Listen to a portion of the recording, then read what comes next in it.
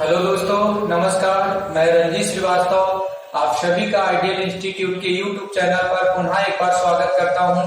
दोस्तों, last class में हम लोगों ने टॉपिक शुरू किया था संस्कृत वर्णमाला, जिसमें मैश्वर सूत्र हम लोग प्रारंभ किए थे। उसमें हमने आपको मैश्वर सूत्र संख्या 1 से 4 तक का वर्णन कर दिया था। आज दोस्तों हम लोग उसके आगे के मैश्वर सूत्र के बारे में जानकारी प्राप्त करेंगे, अर्थात 5 से लेकर 14 नंबर तक के मैश्वर सूत्र कौन कौन से हैं।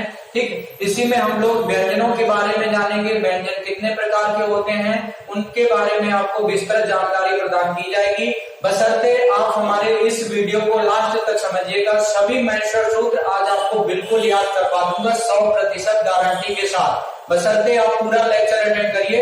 निश्चित रूप से आपसे संबंधित यदि कोई सवाल परीक्षा में आएगा तो आपका सही हो जाएगा। चलिए पढ़ना प्रारंभ करते हैं बाकी के मैश्वर सूत्र। लास्ट क्लास में हम लोगों ने 1 से लेकर 4 नंबर तक के मैश्वर सूत्र पढ़ लिए थे। मैश्वर सूत्र संख्या 1, 2, 3, 4 है ना, तो यहां तक हम लोगों ने पढ़ लिया था। इसके आगे का फिर से एक बार देख लीजिए, 1 से 4 तक के कौन कौन से मैश्वर सूत्र थे। तो पहला मैश्वर सूत्र है आ ई उ ड़, पहला मैश्वर सूत्र ये है। दूसरा था बेटा री ली के, री ली के। तीसरा है ए ओ गे, ए ओ गे, ये तीसरा है। चौथा मैश्वर सूत्र था ए ओ चे, ए ओ चे। ये आपके 4 मैश्वर सूत्र हम लोगों ने लास्ट क्लास में पढ़ लिए थे। इसके बाकी के आगे के देखेंगे 5 से लेकर के 14 नंबर तक के मैश्वर सूत्र। 5, 6, 7, 8, 9, 10, 11, 12, 13, 14। तो ये 14 तक के मैश्वर सूत्र के बारे में आज जानकारी हम लोग प्राप्त करेंगे। ठीक है, 1 से लेकर 4 तक के हम लोगों ने समझ लिए थे। इसके आगे के मैश्वर सूत्र देखिएगा कौन कौन से हैं। तो 5वें नंबर का जो मैश्वर सूत्र है उसका नाम क्या है। 5वें नंबर का जो मैश्वर सूत्र है उसका नाम है बेटा हा या व र टे, है व्रत। 5वां मैश्वर सूत्र है व्रत। 6वां मैश्वर सूत्र है ल लड़। 7वां मैश्वर सूत्र है उसका नाम है बेटा यमंगड़नम। 7वां मैश्वर सूत्र कौन सा है? यमंग यमंगड़नम। 7वां मैश्वर सूत्र है यमंगड़नम। 8वां मैश्वर सूत्र है झा भा या झभय। 9वां मैश्वर सूत्र है घ ध श, घड़ धश। 10वां है जब गढ़ दश, जब गढ़ दस, जब गढ़ दस। ये 10वां मैश्वर सूत्र हो गया, जब गढ़ दस। 11वां मैश्वर सूत्र है बेटा ख फ, ख फ, छ ठ थ, खफ छठत। च ट त ओ, खफ छठत चट तो, खफ छठत चट तो। ये 11वें नंबर पे आएगा, 11वें नंबर पे आएगा। 12वें नंबर पे है क प या कप। 13वें नंबर पे है स र। और 14वें नंबर पे है ह ले हल। तो इस प्रकार से 5 से लेकर 14 नंबर तक के ये मैश्वर सूत्र आपके सामने मैंने लिख दिए हैं। इनको याद करना ही पड़ेगा। 1 से लेकर 14 नंबर तक के मैश्वर सूत्र अच्छे से याद कर लीजिए। लास्ट क्लास में मैंने बताया था कि 1 से लेकर जो 4 नंबर तक के मैश्वर सूत्र हैं, इन्हीं को अच प्रत्याहार या अच वर्ण या इन्हीं को स्वर के नाम से जाना जाता है। और संस्कृत में स्वरों की जो संख्या है वो 9 होती है। इसके बाद अब हम लोग जानेंगे व्यंजन के बारे में। तो देखिएगा, व्यंजन के बारे में जानकारी प्राप्त करते हैं। संस्कृत भाषा में व्यंजनों की यदि हम संख्या की बात करें तो संस्कृत भाषा में 33 व्यंजन होते हैं। कुल व्यंजन यहाँ पे कितने होते हैं? 33 होते हैं। इनको मुख्य रूप से 3 भागों में वर्गीकृत किया जाएगा। देखिएगा 3 भाग कौन कौन से हैं इसके व्यंजन के। तो सबसे पहले एक होता है बेटा स्पर्श व्यंजन। कौन सा व्यंजन? स्पर्श व्यंजन। दूसरा आपका जो आएगा उसका नाम है अंतस्थ व्यंजन। कौन सा व्यंजन? अंतस्थ व्यंजन। और जो तीसरा आएगा उसको हम बोलेंगे ऊष्म व्यंजन। कौन सा व्यंजन? ऊष्म व्यंजन। तो इस प्रकार से व्यंजन को 3 भागों में वर्गीकृत किया गया है, स्पर्श व्यंजन, अंतस्थ व्यंजन और ऊष्म व्यंजन। स्पर्श व्यंजनों की जो संख्या है वो 25 होती है, 25 आपके स्पर्श व्यंजन होते हैं। अंतस्थ व्यंजनों की जो संख्या है वो 4 होती है, 4 आपके अंतस्थ व्यंजन हैं। और जो ऊष्म व्यंजन है इनकी संख्या भी 4 होती है।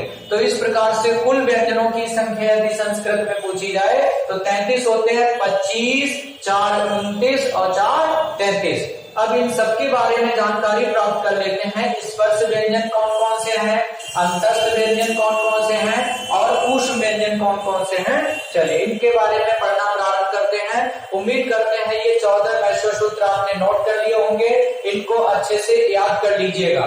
इन्हीं पे कहीं कहीं पूरी वर्णमाला संस्कृत की आपकी निर्भर करेगी, 1 से लेकर 14 नंबर तक के मैश्वर सूत्रों पे। अब हम लोग जानकारी प्राप्त करेंगे स्पर्श व्यंजन की। तो देखिएगा स्पर्श व्यंजन क्या होता है। नंबर 1 समझेंगे हम लोग स्पर्श व्यंजन। कौन से व्यंजन? स्पर्श व्यंजन।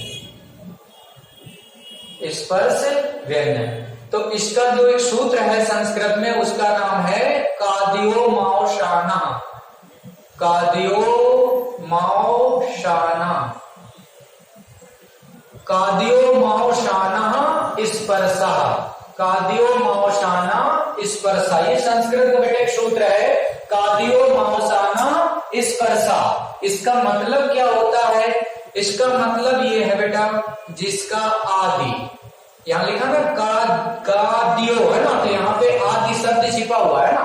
इसका मतलब ये है आदि। आदि मतलब होता है प्रारंभ, अर्थात जिसका प्रारंभ का से हो रहा हो। जिसका प्रारंभ किससे हो रहा हो? का से। ये देखिए यहाँ पे का लिखा है, तो जिसके प्रारंभ में का हो, जिसके प्रारंभ में क्या हो? का हो। और अवसाना का अर्थ होता है बेटा, यहाँ पे देखिए लिखा है ना काद्योमावसाना, है ना, तो यहाँ पे एक शब्द छिपा हुआ है अवसाना। अवसाना का मतलब होता है अंत। ठीक, इसका हिंदी में अर्थ क्या होता है? अंत। अर्थात जिसके अंत में माँ हो, जिसके प्रारंभ में का हो और जिसके अंत में माँ हो, उसी को कहते हैं स्पर्श व्यंजन। ठीक, तो स्पर्श व्यंजन की परिभाषा क्या बनी? जिसके प्रारंभ में का हो और जिसके अंत में माँ हो उसको स्पर्श व्यंजन के नाम से जाना जाता है। देखिएगा स्पर्श व्यंजन कितने हैं, कौन कौन से होते हैं।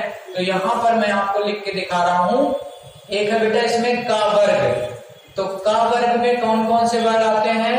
का, खा, गा, घा, अंग। का, खा, गा, घा, अंग तक। इसके बाद आपका आएगा चा वर्ग। तो चा वर्ग में कौन कौन से वर्ग आ जाएंगे? चा, छा, जा, झा, या। चा, छा, जा, झा, या। इसके बाद आता है टा वर्ग। कौन सा वर्ग? टा वर्ग। कौन कौन से वर्ग आ जाएंगे? टा, ठा, डा, ढा, ड़ा। टा, ठा, डा, ढा, ड़ा। इसके बाद आता है ता वर्ग। ता वर्ग। ता वर्ग में कौन कौन से वर्ड होते हैं? ता, था, दा, धा, ना। ता, था, दा, धा, ना। नेक्स्ट होता है पा वर्ग। पा वर्ग में कौन कौन से वर्ड होते हैं? पा, फा, बा, भा, मा।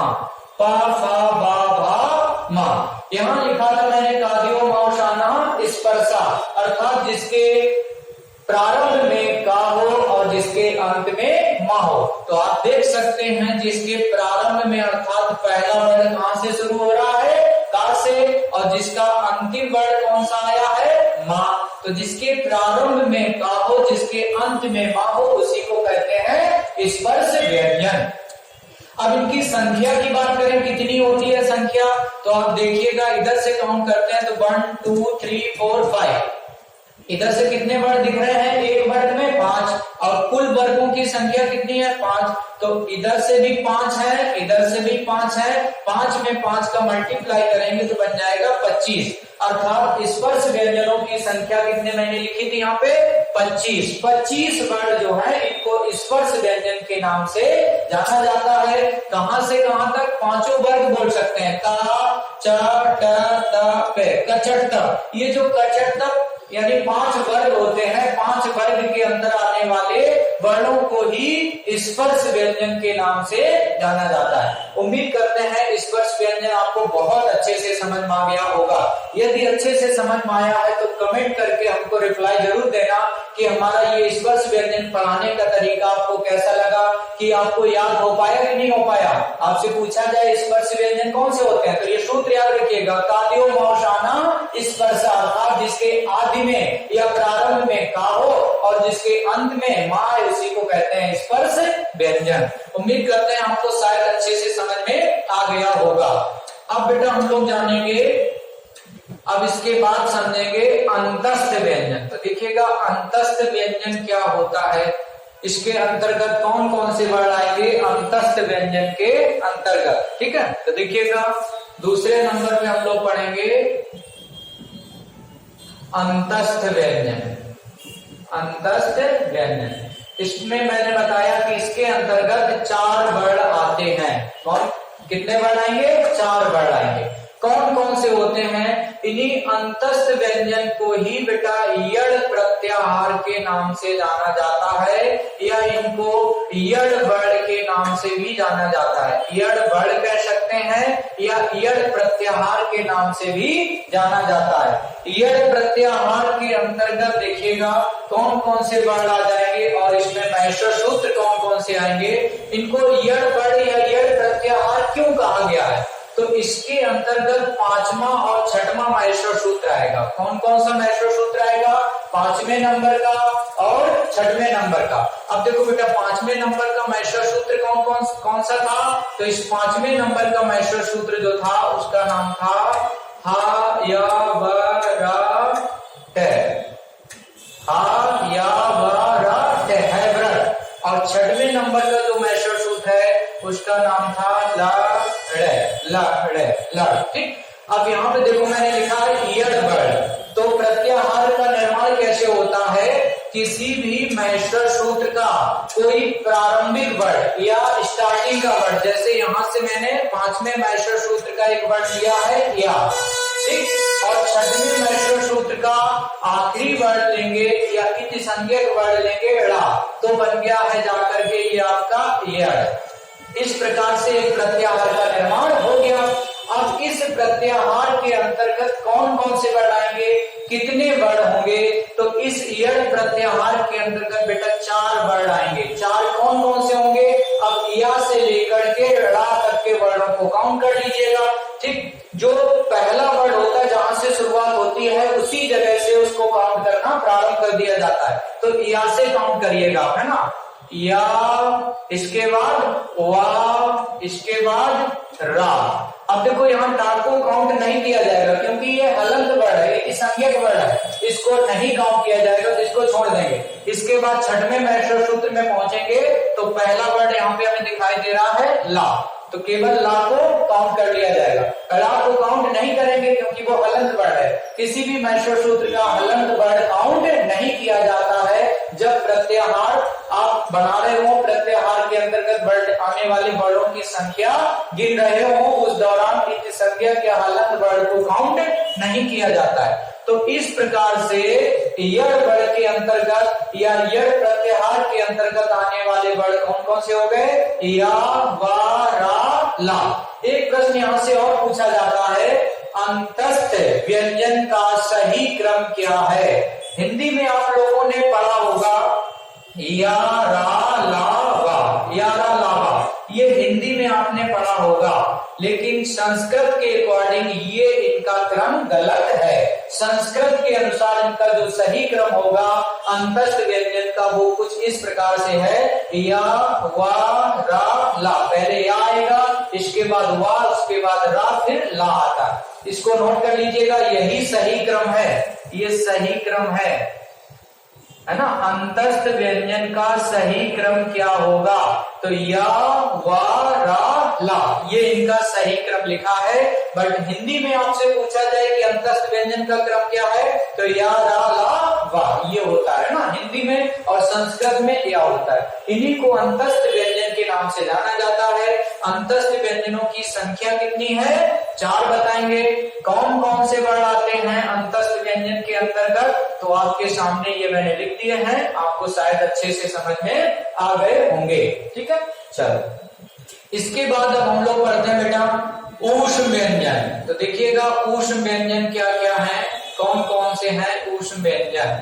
ऊष्म व्यंजन को ही, जो आपके ऊष्म व्यंजन है, इन्हीं को बेटा सल प्रत्याहार के नाम से जाना जाता है। ऊष्म व्यंजन को ही सल प्रत्याहार के नाम से जाना जाता है। किस प्रत्याहार के नाम से, सल प्रत्याहार, या इनको शल वर्ण के नाम से भी जाना जाता है। किससे, शल वर्ण। ठीक, अब सल वर्ण के अंतर्गत कौन कौन से वर्ण आएंगे, जैसे मैंने अभी अंतस्थ व्यंजन के अंतर्गत आपको दिखाए थे बना करके, उसी प्रकार से आप बना सकते हो। सल प्रत्याहार के अंतर्गत जो वर्ण आएंगे उन्हीं वर्णों को ही ऊष्म व्यंजन के नाम से जाना जाएगा। अब इस ऊष्म व्यंजन में कौन कौन से वर्ण आएंगे, तो यहाँ पे देखिएगा श,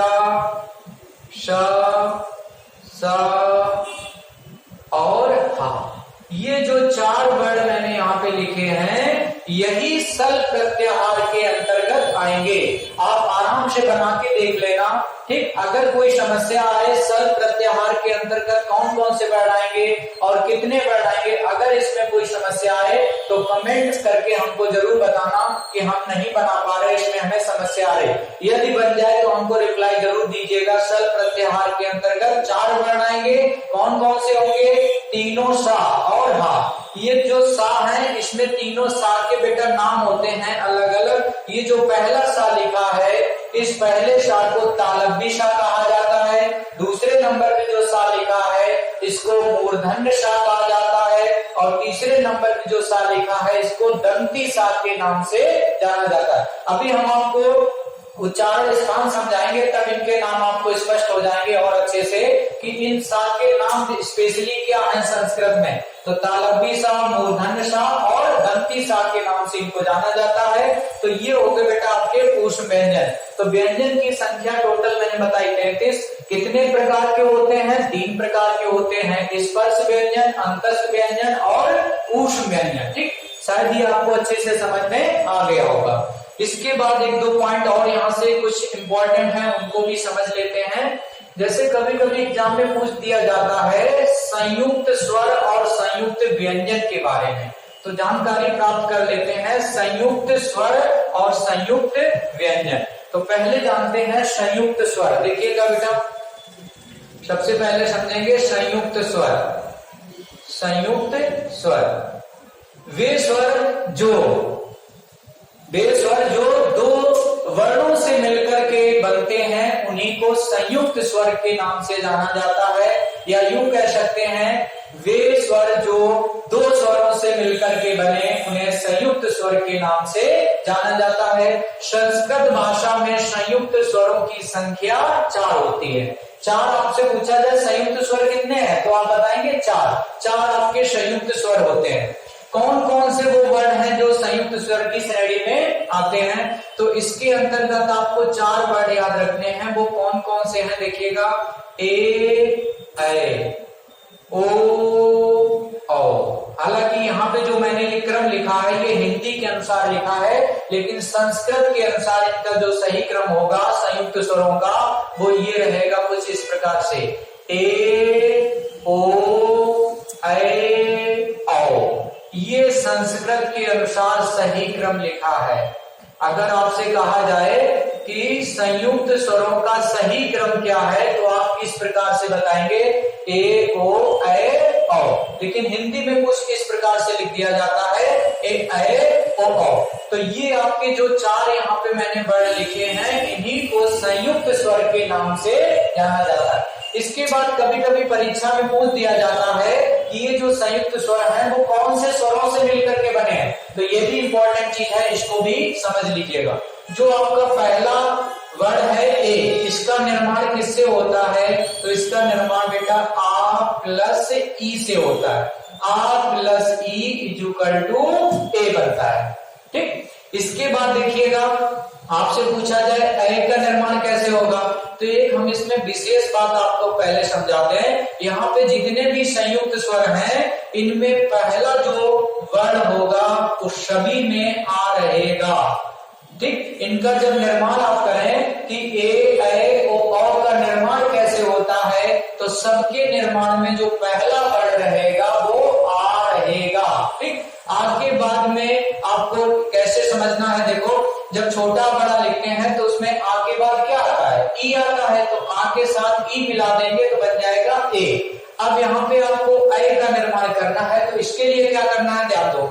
जब आपने एक याद कर लिया, अब दूसरा कैसे बनाओगे। एक चीज तो मैंने बता दी कि सबके साथ में एक आ चलेगा, है ना, सबके साथ में देखिए आ रहेगा, तो आ के साथ ई मिलाया तो ए बन गया। अब यही ए उठा करके यहाँ पे पुटअप कर देंगे, तो आ के साथ यदि ए मिला दिया जाए तो बन जाता है ए। उम्मीद करते हैं ये बात अच्छे से समझ में आ गई हो।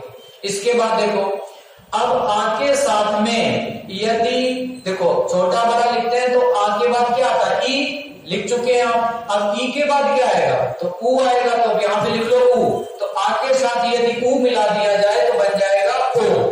आ के साथ ऊ मिला दिया जाए तो क्या बन जाएगा, ओ। अब यही ओ यहाँ पे पुटअप कर दो आके, आके साथ यदि ओ मिला दिया जाए तो बन जाएगा आपका औ। तो इस प्रकार से इनकी उत्पत्ति होगी कि कैसे संयुक्त स्वर बने थे और कौन कौन से हैं। दोनों बातें इंपॉर्टेंट हैं। संयुक्त स्वर कितने हैं, चार।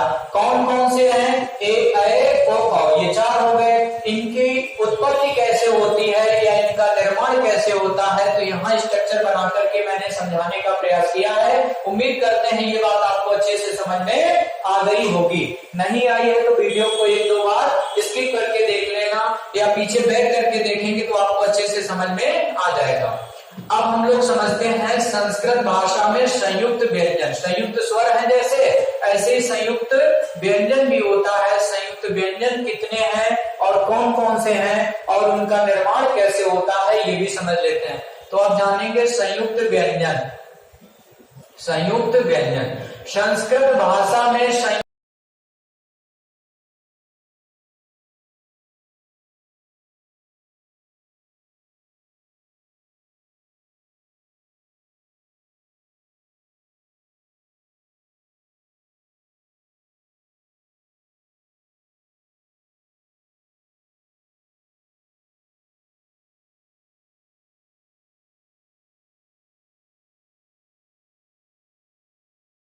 तो याद रखिएगा छ,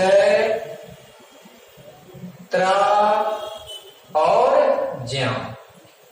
श्रमिक वाला शा इसके अंतर्गत नहीं आता। वो हिंदी भाषा में है लेकिन यहाँ पे नहीं है। तो यहाँ पे केवल ये तीन होते हैं, ये छतरी वाला छा और त्रा और ज्ञा। ये आपके तीन वर्ण जो हैं इन्हीं को संयुक्त व्यंजन के नाम से जाना जाता है। अब हम ये जानेंगे इन व्यंजनों की उत्पत्ति कैसे होती है, इनका निर्माण कैसे हुआ है। तो देखिएगा, आधा का प्लस मूर्धन्य शा को यदि मिला दिया जाए तो बन जाता है छा। आधा का प्लस सा मिला दिया जाए तो बन जाता है छा। इसी प्रकार से आधा ता प्लस रा मिला दिया जाए तो बन जाता है त्रा। आधा ता प्लस रा मिला दिया जाए तो बन जाता है त्रा। इसी प्रकार से ज्या का निर्माण कैसे होगा, आधा जा प्लस या मिला दिया जाए तो बन जाता है जिया। इसका जो सही प्रोनाउंसिएशन है वो जिया पढ़ा जाता है, ठीक। ज्ञा से ज्ञानी जो हम लोग पढ़ते हैं कहीं कहीं गलत है। इसका सही प्रोनाउंसिएशन है जिया, क्योंकि आधा जा और या मिलकर के बना है जिया, ठीक। तो इस प्रकार से ये आपके 3 संयुक्त व्यंजन हो गए। कौन कौन से हैं? च, त्र, ज्या। इनका निर्माण कैसे होता है कुछ इस प्रकार से होगा, इनको भी अच्छे से नोट कर लीजिएगा। तो संयुक्त स्वर के बारे में हम लोगों ने जानकारी प्राप्त कर ली, संयुक्त व्यंजन समझ लिया। एक और विशेष चीज जानेंगे, संस्कृत भाषा के जो प्राथमिक मुनि हुए थे महर्षि पाणिनि, तो महर्षि पाणिनि जी ने संस्कृत भाषा में बताया कि जो स्वरों की संख्या होती है, संस्कृत भाषा में स्वर 21 या 22 होते हैं। अगर आपसे सामान्यतः ये प्रश्न पूछा जाए कि संस्कृत भाषा में स्वर कितने हैं, तो सामान्यतः 9 बताओगे, लेकिन कह दिया जाए कुल स्वर कितने हैं तो 13 होते हैं। लेकिन महर्षि पाणिनि जी ने तो अलग ही बता दिया। महर्षि पाणिनि जी कहते हैं कि संस्कृत में स्वरों की संख्या 21 या 22 होती है। और इन्होंने बताया महर्षि पाणिनि के अनुसार है बेटा, ये महर्षि पाणिनि के अनुसार व्यंजनों की जो संख्या है वो 42 होती है। व्यंजन कितने बताए इन्होंने? 42। और यहाँ पे कुल वर्ण इन्होंने कितने बताए कि कुल वर्ण संस्कृत में कितने होते हैं, तो यहाँ पर कुल वर्णों की संख्या इन्होंने 63 या 64 बताई है। देखिएगा 63 और 64 कैसे बन गए? यदि स्वरों को 21 माना जाए और व्यंजन तो फिक्स थे 42, तो 21 में 42 जोड़ेंगे तो संख्या मिलेगी 63।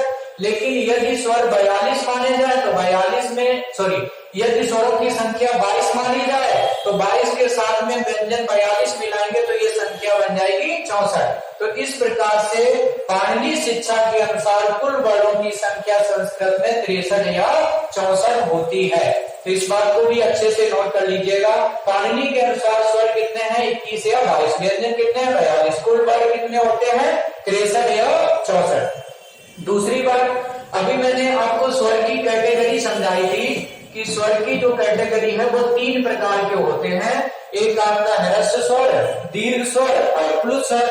लेकिन महर्षि पाणिनि जी क्या कहते हैं? देखिएगा, पाणिनि जी ने बताया कि जो आपके वर्ण हैं, जो आपके स्वर हैं, इनकी कुछ अलग कैटेगरी होती है। जैसे अभी आपको मैंने समझाया था, देखिए आ, ई, ऊ, री, ठीक, ये 4 वर्ण हो गए। इसके बाद ली, इसके बाद ए,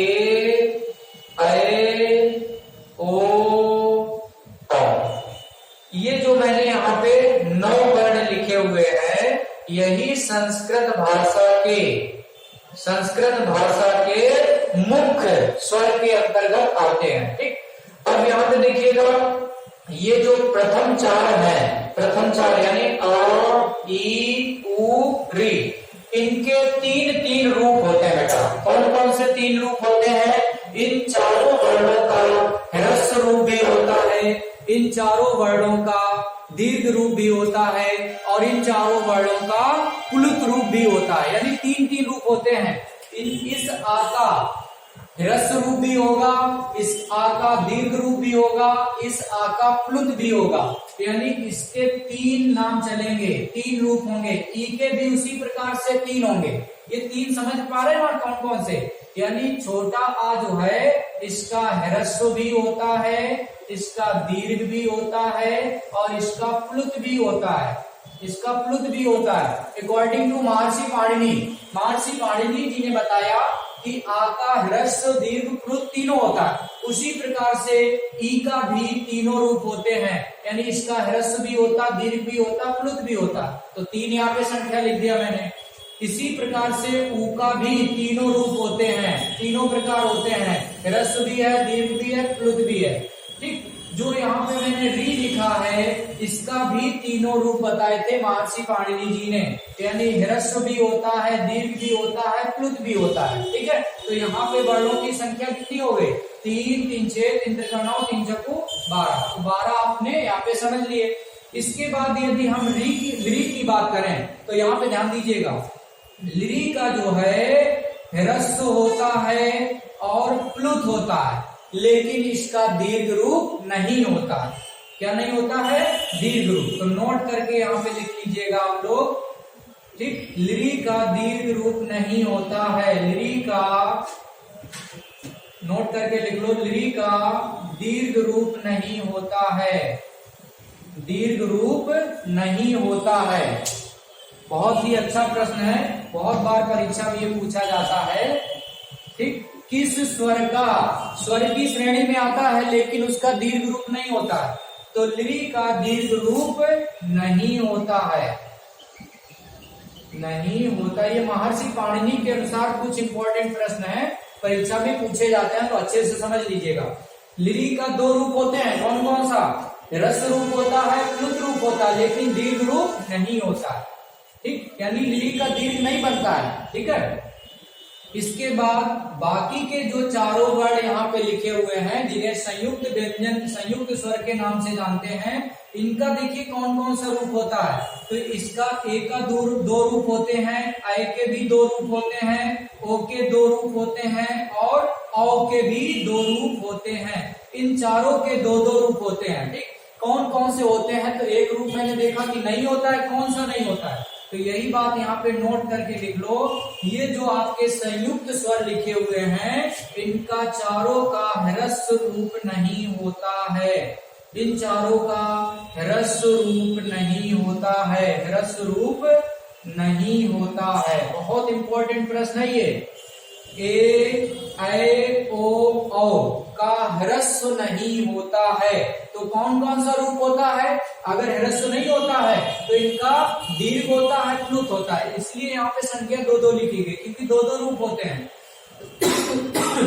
ठीक है ना, तो दो दो रूप होते हैं। तो कितने वर्ड हो गए जाके? 2, 2, 4, 2, 6, 2, 8। 8 आपके यहाँ पे हो गए। 12 में 8 जोड़ेंगे कितना हो गया? 20। अब यहाँ पे देखो, लिरी का जो है कभी इसके लिए एक संख्या काउंट की जाएगी, कभी दो, तो इसीलिए 12 में जब 8 जोड़ेंगे 20, और यहाँ पे संख्या कभी एक जोड़ी जाती है, तो 20 में एक जोड़ेंगे तो 21, और यदि 20 में 2 जोड़ लेंगे तो ये संख्या हो जाएगी 22। इसीलिए मैंने कहा महर्षि पाणिनि जी ने स्वर कितने बताए थे? तो महर्षि पाणिनि जी ने स्वरों की जो संख्या बताई थी बेटा वो 21 या 22 बताई थी। 21 या 22 स्वर होते हैं महर्षि पाणिनि के अनुसार। मैंने काउंट करा दिया, 21 22 कौन से हैं? देखो 3 3 6 3 3 9 3 4 12, 12 ये हो गए। इसी प्रकार से 8 ये हो गए, 12 8 20। अब यहाँ पे लिरी का अगर एक संख्या लेंगे तो 20 और 1 21, और 2 लेंगे तो 22 हो जाएगी। तो महर्षि पाणिनि जी ने बताया था कि स्वरों की जो कुल संख्या है वो 21 या 22 होती है, और इन्होंने व्यंजन 42 बताए थे। कुल वर्णों की संख्या 63 या 64। ये इंपॉर्टेंट चीज है, इसको अच्छे से अपनी कॉपी पे नोट कर लेना। यहाँ से सवाल पूछा जाएगा, पूछेगा कौन सा ऐसा स्वर है जिसका दीर्घ रूप नहीं होता है? तो लिरी का दीर्घ रूप नहीं होता है। बाकी ऊपर के जो मैंने 4 वर्ड लिखे, इनके तीनों रूप होते हैं। ह्रस्व भी होता है, दीर्घ भी होता है, प्लुत भी होता है। लिरी का एक रूप नहीं होता है, दीर्घ रूप नहीं होता है। कौन कौन से होते हैं? ह्रस्व रूप है, प्लुत रूप होता है। इसके बाद लास्ट के ये जो 4 वर्ड मैंने लिखे हैं, जिन्हें संयुक्त स्वर कहते हैं, इन चारों का बेटा याद रखिएगा, इन चारों का ह्रस्व रूप नहीं होता है, दो रूप होते हैं। दीर्घ रूप होता है, प्लुत रूप होता है। ठीक, तो ये बहुत ही इंपॉर्टेंट चीज है, इसको अच्छे से अपनी कॉपी पे नोट कर लीजिएगा। ठीक है, उम्मीद करते हैं ये हमारा आपको ये चीज बहुत अच्छे से समझ में आ गई होगी। कॉपी पे सभी लोग इस चीज को नोट कर लीजिएगा, ठीक, ताकि परीक्षा में आपका यहाँ से अगर कोई सवाल आए तो गलत ना हो। ठीक है, अब यहाँ से गलत होना नहीं चाहिए। मैंने बहुत अच्छे से इसको समझाने का प्रयास किया है आपको। चलिए, अब हम लोग अगली क्लास में जब पढ़ेंगे तो वहां पे आपको समझाया जाएगा आपका उच्चारण स्थान। तो अगली क्लास में बेटा हम लोग उच्चारण स्थान पढ़ेंगे। आज नहीं रखते हैं क्योंकि वीडियो बहुत बड़ा हो गया है, पूरा टॉपिक नहीं हो पाएगा, तो आज इतना ही पढ़ेंगे। अगली क्लास में हम लोग पढ़ेंगे, ठीक, क्या पढ़ेंगे? उच्चारण स्थान। यदि आपको ये मेरा पढ़ाने का तरीका समझ में आया हो